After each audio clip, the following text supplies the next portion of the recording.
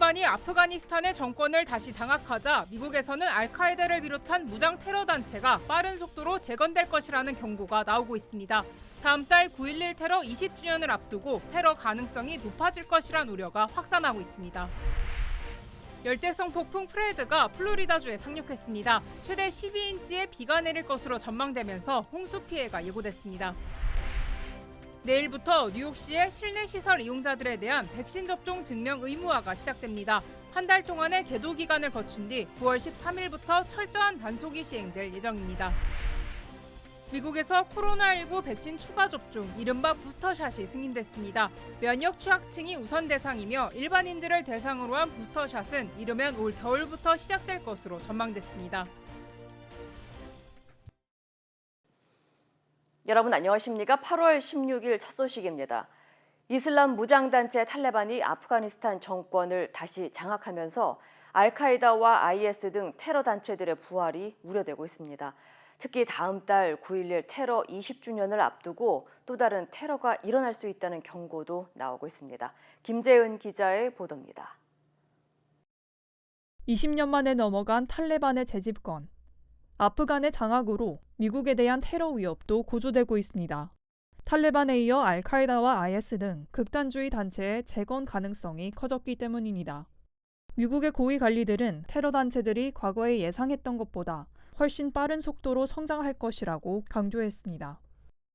What you'll see is the formation of some groups that are either Al-Qaeda itself or Al-Qaeda-like organizations or ISIS-like organizations, and those organizations will attempt to use Afghanistan's ungoverned spaces to do what they did before, what they did 20 years ago.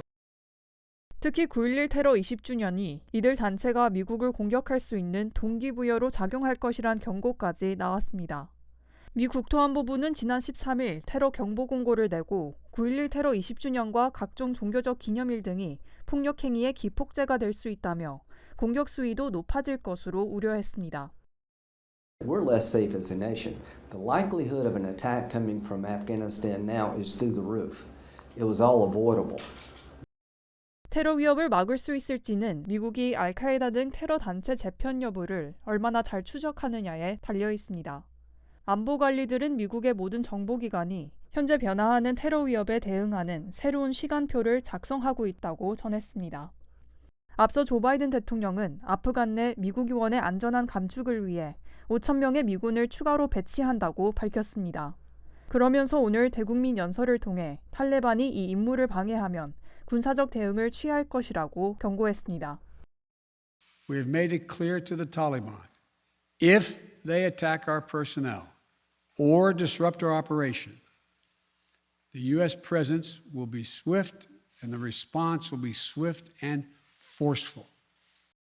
하지만 미군의 완전한 철수로 인해 테러 위협을 사전에 파악하는 작업이 제한적일 수밖에 없다는 우려도 적지 않아 미 정부는 대피 문제 해결 시 첩보와 대테러 활동으로 초점을 옮길 계획입니다. MBC 뉴스 김재은입니다. 이슬람 무장단체 탈레반이 재장악한 수도 카불에서 시민들이 대규모로 탈출하면서 공항이 사실상 마비됐습니다. 민항기는 물론 군용기 운항도 중단됐고 공항을 지키는 미군과 무장한 시민 사이에 총격전도 발생했는데 제3국으로 탈출하려던 교민 1명과 대사관 직원도 공항에 발이 묶인 것으로 전해졌습니다. 전재용 기자입니다. 아프가니스탄 카불 공항의 위성 사진입니다. 텅 빈 활주로 주변에 사람들이 몰려있고 일부는 아예 활주로 위로 올라왔습니다. 터미널과 탑승구도 무용지물. 사람들은 이미 항공기가 서 있는 곳까지 뚫고 들어왔습니다. 공항 밖 도로 역시 차량으로 가득 차 오도 가도 못하는 아수라장이 됐습니다. 아프간을 탈출하려는 시민들이 비행기를 태워달라며 활주로까지 나와 카불 공항은 민항기는 물론 군용기 운항도 중단됐습니다. 카불 공항에선 최근 비행기에 매달려 탈출을 시도하던 시민 2명이 추락해 숨지는 등 사흘간 최소 7명이 사망한 것으로 알려진 가운데 카불 공항으로 몰려든 사람 일부와 공항을 지키는 미군 사이 총격전도 발생했습니다.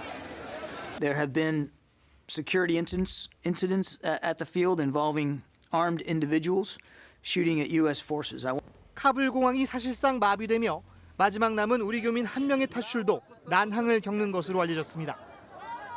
외교부는 교민이 대사관 직원과 함께 제3국으로 향하는 항공기에 탑승했지만 공항 운영 중단으로 항공기가 이륙하지 못해 공항 안에 대기 중이라고 밝혔습니다.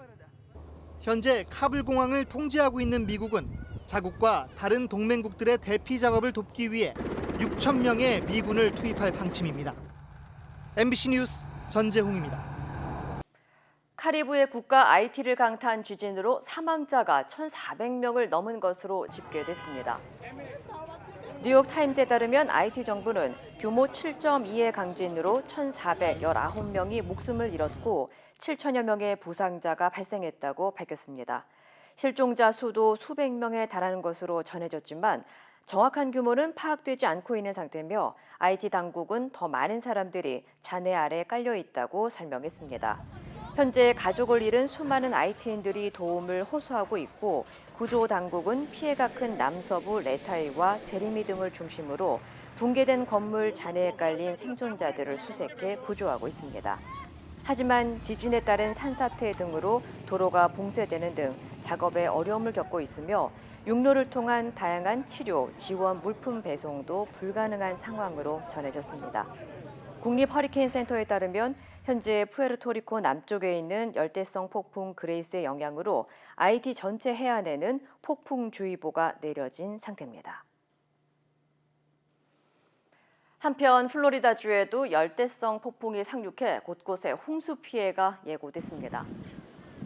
국립 허리케인 센터 NHC에 따르면 60마일의 강풍의 폭우를 동반한 열대성 폭풍 프레드가 오늘 오후 플로리다주 팬핸들에 상륙했습니다.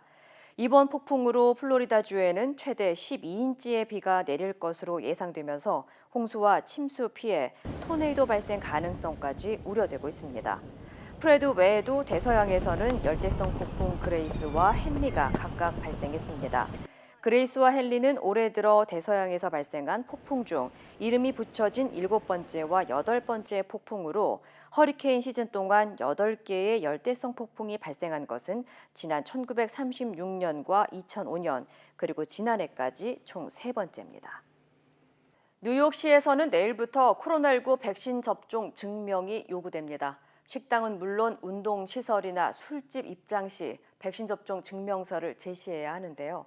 뉴욕시는 이번 조치에 대한 교육과 홍보 등 계도 기간을 거쳐 오는 9월 13일부터 본격적인 단속에 나설 예정입니다. 홍지은 기자의 보도입니다. 뉴욕 맨해튼의 한 헬스장. 코로나19 백신을 맞은 직원들과 회원들만 입장을 허용하고 있습니다.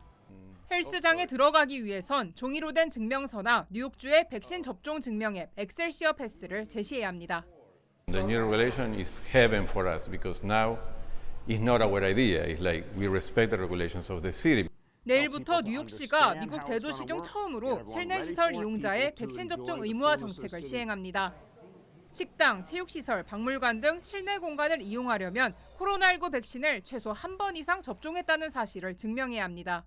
해당 시설의 직원 역시 백신 접종 증명이 요구됩니다.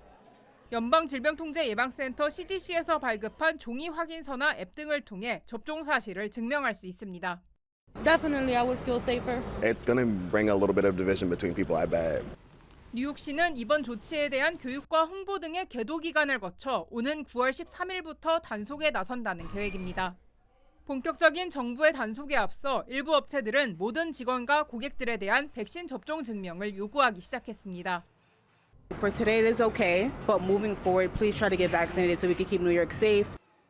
뉴욕시의 지침을 어길 경우 초범은 $1,000, 재범은 $2,000, 산범은 $5,000의 벌금이 부과됩니다. 뉴욕시 당국은 한 달 동안 기업들을 대상으로 규정을 거부하는 고객들에 대한 대응법 등 온라인 교육도 실시할 예정입니다.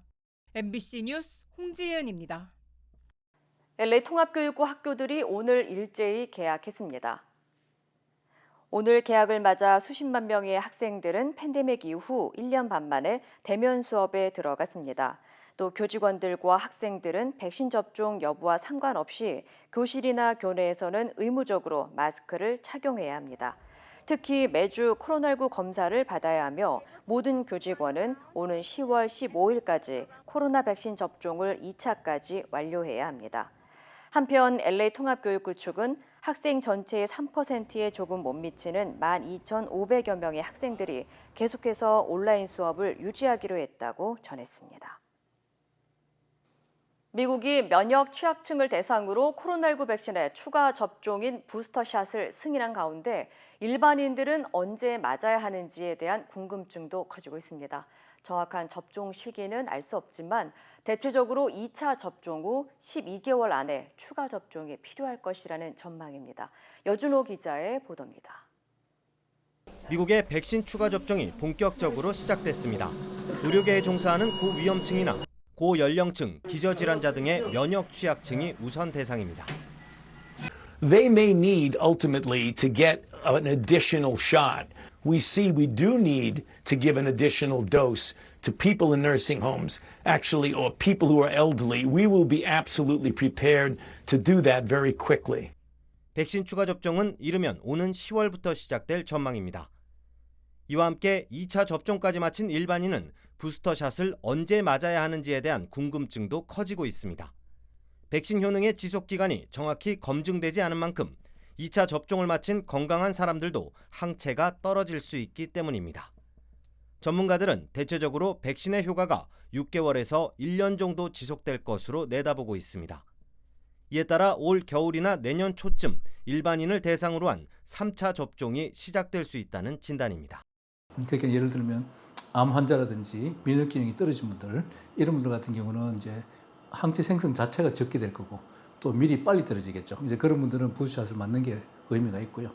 이제 젊고 건강한 분들 같은 경우는 이제 충분히 항체가 잘 생성이 되고 또 그게 오랫동안 지속될 가능성이 높기 때문에 그런 분들은 좀 더 기다렸다가 뭐 연말이라든지 내년 초쯤에 다시 한번 이제 부스샷을 맞는 것이 의미가 있겠습니다. 연방 당국은 정확한 시점을 정하진 않았지만 전 국민에 대한 부스터샷 접종의 필요성을 언급하기도 했습니다. 이와 함께 12세 미만 어린이들의 백신 접종 여부는 임상시험 결과가 나온 후 이르면 오는 10월쯤 결정될 예정입니다. MBC 뉴스 여준호입니다. 한편 미국처럼 한국도 백신의 효과가 떨어지기 전에 고연령층, 고위험군에 부스터샷을 해야 한다는 목소리가 나오고 있습니다. 이덕영 기자입니다. 이스라엘과 독일, 프랑스에 이어 미국도 1, 2차 백신 접종 완료자에 대한 추가 접종, 부스터샷을 계획하고 있습니다. 요양원 입소자와 의료계 종사자부터 추가 접종을 시작하고 다른 사람들에게도 점진적으로 이뤄질 거라고 프랜시스 콜린스 미국 국립보건원 원장이 언론 인터뷰에서 밝혔습니다. 미국의 추가 접종은 이르면 오는 10월부터 시작될 걸로 보입니다. 델타 변이가 급속히 확산하는 상황에서 백신 효과가 떨어지기 전에 고연령, 고위험층부터 추가 접종을 하겠다는 겁니다. 오는 10월까지 전 국민의 70%에 대한 2차 접종 완료를 목표로 하고 있는 우리나라 역시 이와 별개로 추가 접종 준비가 필요하다는 지적이 많습니다. 보통은 6개월 정도 지나면 좀 효과가 떨어져요. 그래서 보통 2월 말 3월에 접종을 해요. 고위험군들은요. 늦어도 10월부터는 해야 될 것 같아요. 정부는 고위험군과 아스트라제네카, 얀센 등 바이러스 벡터 백신 접종 완료자들에 대해 오는 4분기부터 추가 접종을 할 계획을 세우고 있습니다.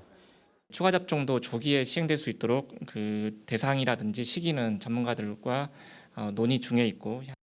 문제는 백신을 제때 공급받을 수 있을지 여부입니다. 전 국민의 70%인 3,600만 명에 대한 접종을 2차까지 모두 마치기 위해선 앞으로 3,990만 회분의 백신이 더 필요합니다. 1억 5천만 회분의 백신이 연말까지 예정대로 들어온다면 추가 접종 물량에 대한 걱정을 덜 수 있습니다. 그러나 미국과 유럽 국가들의 추가 접종으로 도입이 지연될 가능성도 있어 정부 차원의 대책이 필요하다는 목소리가 나오고 있습니다. MBC 뉴스 이덕영입니다.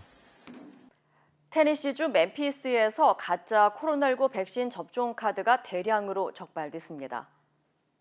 테네시주 멤피스의 세관 국경보호국 CBP는 매일 중국 선전에서 루이지애나주 뉴올리언스로 가는 화물에서 위조 백신 카드를 압류하고 있다며 올해 들어 3천여 장의 가짜 카드를 압수했다고 밝혔습니다.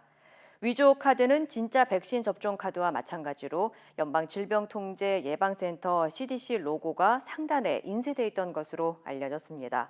하지만 위조된 카드에는 오타뿐만 아니라 끝까지 쓰이지 않은 단어들이 있고 뒷면에 적힌 스페인어 일부는 철자가 틀렸다고 설명했습니다. 연방수사국 FBI는 정부기관 직인을 도용하는 것은 연방법 위반이라며 가짜 카드를 생산하거나 구매할 경우 $5,000의 벌금형이나 5년의 징역형에 처할 수 있다고 경고했습니다. 조 바이든 행정부가 저소득층을 위한 식료품 비용 지원 혜택인 푸드스탬프의 지급액을 역대 최대 폭으로 인상합니다. 톰 빌셋 농무부 장관은 오는 10월부터 4,200만 명 이상의 푸드스탬프 수혜자들을 대상으로 지원 혜택을 25% 인상한다고 밝혔습니다. 이에 따라 1인당 평균 $121던 월 지급액이 $157로 인상됩니다. 25% 규모의 인상폭은 푸드스탬프 정책 도입 이후 최대 규모며 새로운 지급액은 기한 없이 계속 적용될 전망입니다. 한편 미 농무부는 앞서 팬데믹으로 인해 푸드스탬프 지급액을 15% 인상한 바 있으며 해당 혜택은 다음 달 말로 종료됩니다. 미 전역의 타겟과 홀푸드 등에서 판매된 냉동새우 제품이 살모넬라균에 오염돼 리콜됐습니다. 연방식품의약국 FDA에 따르면 지난해 미국으로 수입된 인도 식품업체 아반티 프로즌 푸드사의 냉동새우 제품으로 인해 애리조나와 네바다 등 4개 주에서 9명이 살모넬라균에 감염됐으며 이 가운데 3명이 병원에 입원했다고 밝혔습니다. 리콜 대상은 2020년 11월부터 올해 5월까지 전국적으로 유통된 제품으로 365, 센세아, 한나포드 등의 상표명으로 홀푸드와 타겟 매장에서 판매된 것으로 알려졌습니다. 살모넬라균에 감염됐을 경우 설사와 발열 등이 일어날 수 있고 보통 박테리아에 노출된 후 6시간에서 6일 후에 증상이 나타납니다. 연방질병통제예방센터 CDC에 따르면 미국에서 매년 140만 명이 살모넬라균에 감염되며 26,500여 명이 입원하고 420명이 사망하는 것으로 나타났습니다. 미국 통신기업 티모빌의 가입자 1억 명 이상의 개인정보가 유출됐습니다. IT 전문 매체 바이스 마더보드는 데이터 판매자로부터 티모빌 서버 여러 개를 공격해 미국 가입자 전체의 데이터를 탈취했다는 답을 들었다고 보도했습니다. 티모빌은 자사 데이터에 확인되지 않은 접근이 있었던 사실을 확인하고 개인정보 유출 여부를 조사 중이라고 밝혔습니다. 바이스 마더보드에 따르면 티모빌 가입자 1억 명 이상의 개인정보를 판매한다는 게시물이 해커 커뮤니티에 올라왔고 이번에 해킹당한 데이터에는 3천만 개의 사회보장 번호와 운전면허 정보 그리고 주소 등이 포함된 것으로 알려졌습니다. 티모빌 측은 고객의 보호를 중요하게 생각하고 있다며 개인정보 유출 사건을 정확히 파악하기 위해 사법기관과 디지털 전문가들과 함께 조사하고 있다고 전했습니다. LA 국제공항 인근의 주요 도로가 2주 동안 폐쇄됩니다. LA 공항 당국에 따르면 오늘부터 오는 30일까지 에이비온 드라이브와 세플베다 블러버드 사이의 센츄리 블러버드 양 구간이 피플 무버 열차 공사로 폐쇄됩니다. 또 세플베다 블러버드와 LAX 램프에서 센츄리 블러버드 동쪽 방면 그리고 LAX 사이의 구간 역시 공사 관계로 오는 23일부터 30일까지 매일 밤 12시부터 4시간 동안 폐쇄될 예정입니다.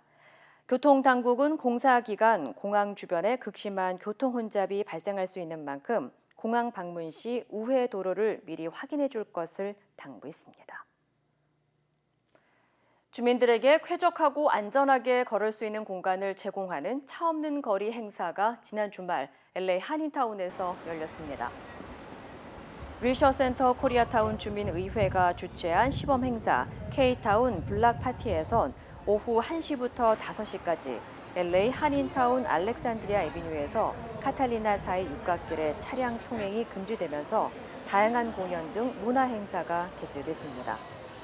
이런 실험 파티를 통해서 잘 된다면은 앞으로 영구적으로 LA시에 건의해서 이 일을 진행하도록 할 생각입니다. 이렇게라도 주말 컨텐츠가 생겨서 너무 재밌었고 공연도 잘 봤고 한편 위셔센터 코리아타운 주민의회는 커뮤니티 공간 확보와 비즈니스 활성화를 위한 취지로 한인타운 내 일정 구간을 보행자 전용 도로로 만드는 유가 차 없는 거리 프로젝트를 추진하고 있습니다. 국민의당 안철수 대표가 국민의힘과의 합당 결렬을 전격 선언했습니다. 야권 대선 구도에 영향을 줄 것으로 예상됩니다. 김지경 기자입니다.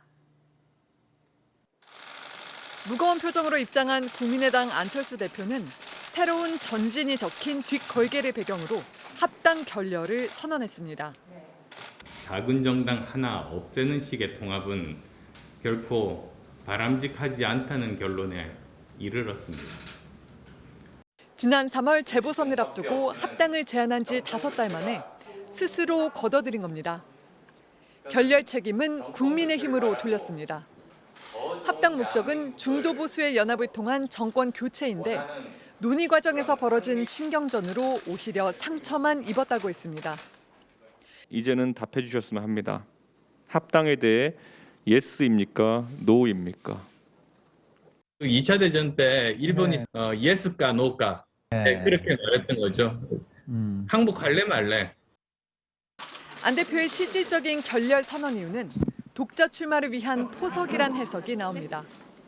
갈등 관계인 이준석 대표가 관리하는 국민의힘에 들어가 10명도 넘는 후보들 가운데 한 명이 되는 것보다는 제3지대에서 몸값을 키운 뒤 막판 캐스팅 보트를 행사하는 게 더 유리할 수도 있다는 겁니다.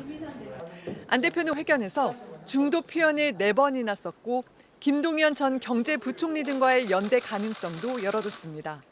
더 좋은 대한민국을 만들겠다는 생각을 가지신 분들이라면 어떤 분이든 만나서 의논할 그런 자세가 되어 있습니다. 국민의힘은 당명 변경과 차별금지법 문제만 빼고 국민의당 요구를 수용했다. 안 대표가 약속을 뒤집었다고 반박했습니다. 하지만 중도층 여론이 잠식될 가능성을 의식해서인지 대선 주자들 사이에선 분열은 공멸이다 같은 반응도 나왔습니다. MBC 뉴스 김지경입니다. 국민의힘에서는 내부 경선 원칙을 둘러싼 논란이 해소되지 않고 있습니다. 오늘 수습책을 논의할 예정인데 내부 입장차가 커서 진통이 예상됩니다. 신수아 기자입니다. 내일로 예정된 국민의힘 대선주자 토론회를 둘러싼 설전은 종일 이어졌습니다. 이준석 대표는 토론회 대신 후보 간 상호 질의응답 없이 정견 발표 형식으로 하자는 중재안에 공감했지만 윤석열, 유승민 후보 측 모두 거부감을 나타냈습니다. 토론회가 됐든 발표하게 됐든 그게 중요한 게 아니고요. 이 행사를 추진하는 데 있어서 원칙과 상식에 부합하는 것이냐, 또 당헌 당규에 맞는 것이냐. 토론을 겁내고 어떻게 선거를 나올 수 있겠습니까? 그런 후보가 본선에 가서 민주당 후보를 어떻게 이길 수 있겠습니까? 토론회 합의도 버거운 상황에서 당내 갈등은 선관위원장 인선을 두고 번지는 모양새입니다. 이준석 대표는 자신의 비서실장인 서범수 의원의 친형이자 경선준비위원장인 서병수 의원을 염두에 두고 있는데 일부 후보와 최고위원은 거세게 반발했습니다. 원희룡 후보는 서병수 위원장의 경우 이미 공정성에 돌이킬 수 없는 타격을 입었다며 서 위원장을 고집하는 이 대표의 저의에 강한 의구심을 나타냈습니다. 반대로 홍준표 후보는 선수로 나선 후보가 심판까지 결정하려 든다면 그 경선은 파멸을 가져올 것이라며 떼지어 당대표를 흔들지 말라고 경고했습니다. 국민의힘은 오늘 최고위원회의에서 내일로 예정된 대선주자 토론회 개최 여부와 선관위원회 구성 문제를 논의합니다. 그 결과에 따라 앞으로 경선규칙 협상을 비롯한 경선 과정의 주도권을 누가 잡을지 결정되는 만큼 치열한 공방이 예상됩니다. MBC 뉴스 신수아입니다. 매년 광복절이면 일본의 항거에 만세운동을 하다 순국한 독립운동가들을 떠올리게 되는데요. 유관순 열사의 만세운동에 앞서 천안에서 독립만세를 외친 이들이 있습니다. 고병권 기자입니다. 일제강점기 국내 최대의 금광으로 유명했던 충남 천안시 입장면 일대. 1919년 3월 28일 금광에서 일하던 광부 200여 명이 거리로 나와 독립만세를 외쳤습니다. 천안 입장면에서 3월 20일에는 10대 여학생들이, 30일에는 농민들이 거리로 나오는 등 모두 1000여 명이 만세운동에 참여했습니다.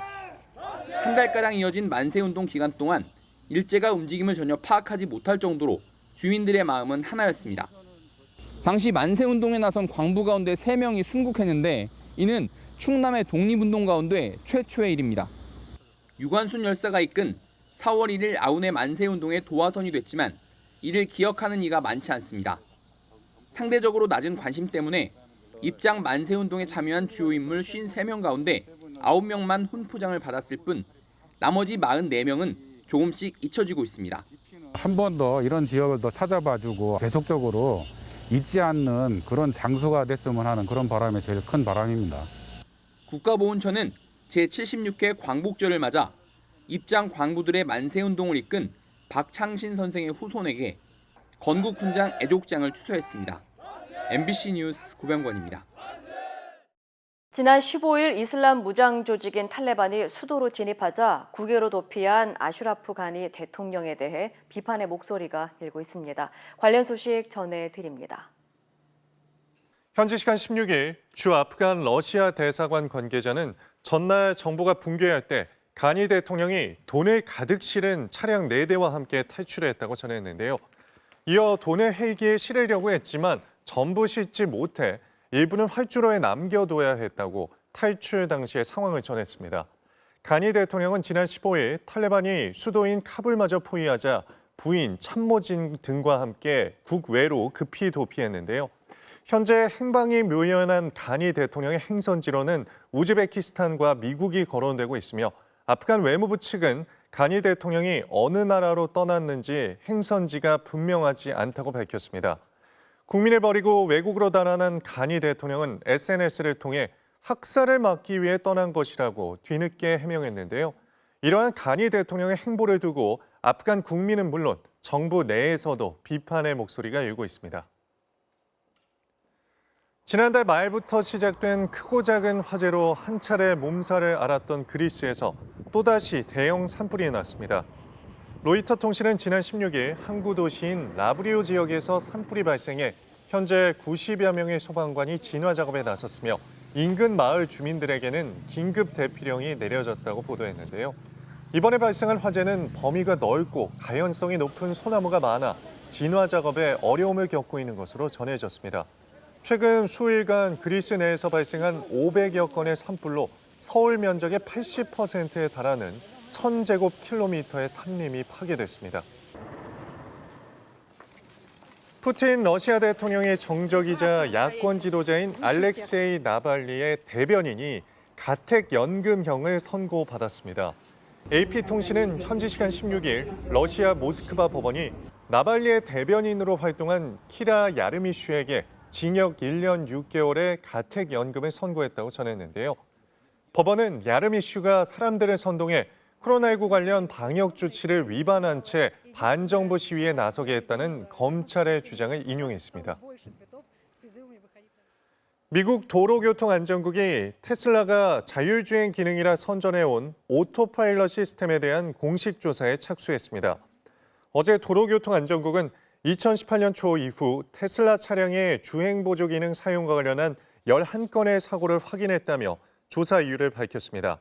이번 조사는 지난 2014년부터 올해까지 생산된 테슬라 모델 Y와 X 등 76만여 대를 대상으로 진행될 예정인데요. 도로교통안전국은 테슬라의 여러 주행보조 기능 중 특히 오토파일럿 시스템을 자세히 들여다볼 것이라 덧붙였는데요. 이에 대해 테슬라 측은 아직까지 공식 입장을 밝히지 않았습니다. 이 시각 세계였습니다.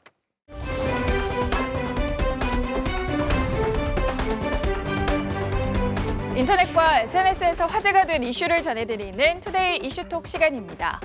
이슬람 무장단체 탈레반이 아프가니스탄 정권을 재장악하면서 수도 카불 주민들이 아프간을 탈출하기 위해 공항으로 몰려들었는데요. 이슈톡 첫 번째 키워드는 카불 탈출 시민의 공항 아수라장입니다.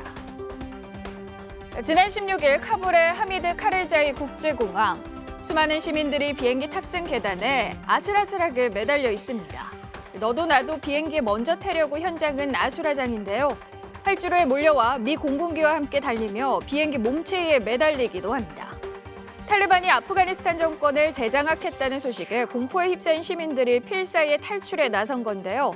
결국 공항 당국은 감당할 수 없는 인파에 비행기가 뜰 수 없는 상황이 되자 모든 민항기의 운항을 이날 오후 중단했습니다. 현지 매체는 시민들이 15일 전날부터 끝없이 국제공항을 찾았고 이착륙하는 비행기를 확인하는 카운터나 보안 검문소를 책임지던 직원들마저 현장을 떠났다고 전했는데요. 카불 시내도 혼란스럽습니다. 도심을 빠져나가려는 차량 행렬로 도로 곳곳이 극심한 정체를 빚는 모습이 SNS를 통해 공개되면서 혼돈에 빠진 현지 분위기가 전 세계에 알려졌습니다. 미국에서 올해도 뇌 손상 아메바의 피해자가 발생해 보건당국이 비상인데요. 세 번째 키워드입니다. 뇌 손상 아메바 감염, 미국 아이 사망입니다. 미국 캘리포니아에 살던 7살 소년 데이비드 프로이트는 지난달 말 집 근처 호수에서 물놀이를 한 뒤 병원 응급실에 실려갔는데요. 뇌 손상 아메바로 알려진 네글레리아 파울러리에 감염돼 갑자기 열이 나고 두통에 시달렸기 때문입니다. 이 아메바는 수심이 얕고 수온이 높은 호수에 기생하면서 코를 통해 뇌에 침입해 뇌세포를 파괴하는 것으로 알려졌는데요. 안타깝게도 소년은 지난 7일 세상을 떠났는데 유가족은 뇌 손상 아메바에 대한 경각심을 주기 위해 아들의 사망 사례를 공개했습니다. 미국 질병통제센터는 네글레리아 파울러리의 감염 사례는 드물지만 치사율이 높고 잠복기가 짧아 위험한 만큼 예의주시하고 있다는데요. 전문가들은 전 세계적인 온난화로 수온이 상승해 그 피해가 증가할 것으로 보인다며 주의를 당부했습니다.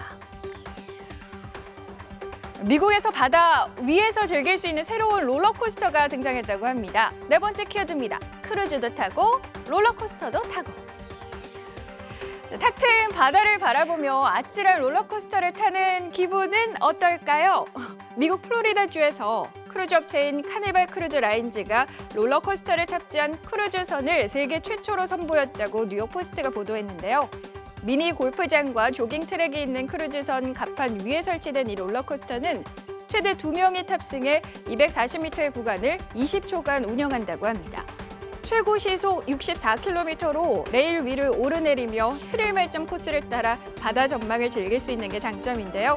기존의 롤러코스터는 자석과 중력을 이용해 속도를 내지만 이 롤러코스터는 전기로 움직이는 덕분에 관광객들이 핸들을 이용해 롤러코스터의 속도를 자유자재로 조절할 수 있다고 합니다.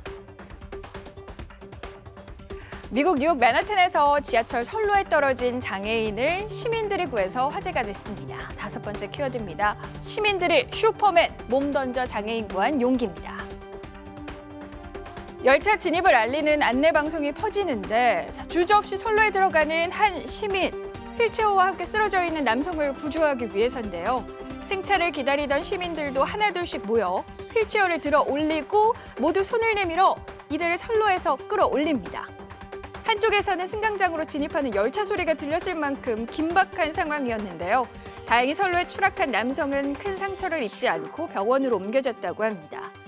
지난 수요일 미국 뉴욕 맨하탄의 유니온 스퀘어 역에서 발생한 사고의 영상이 공개되면서 코로나19로 폭력의 이미지가 강했던 뉴욕 지하철에서 착한 사마리안의 모습을 보게 됐다는 반응이 많았습니다.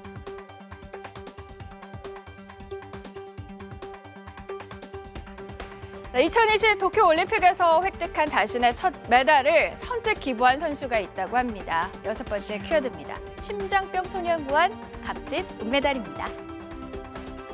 자, 지난 6일 도쿄올림픽 육상 여자 창던지기에서 은메달을 목에 건 폴란드 마리아 안드레이칙 선수인데요. 자, 이 메달은 안드레이칙의 첫 올림픽 메달입니다. 그런데 보름도 채 안 돼서 자신의 SNS를 통해 돌연 은메달을 경매에 붙였다는 소식을 알렸는데요. 바로 미국에서 심장 수술을 기다리는 생후 8개월 된 아기를 돕기 위해서입니다. 이번 경매로 안드레이측의 은메달은 우리 돈 약 6천만 원에 팔려 수술 비용으로 아이에게 전달됐다고 하는데요. 안드레이측은 지난 5월에도 유러피안컵에서 획득한 금메달을 심장질환을 앓는 아이를 위해 기부한 바 있습니다. 폴란드 한 매체에 따르면 안드레이측은 메달의 진짜 가치는 마음에 남는다며 은메달이 옷장에서 먼지 쌓이는 것보다 생명을 살리는 데 더 가치가 있다고 말했다고 전했습니다. 투데이 이슈 톡이었습니다.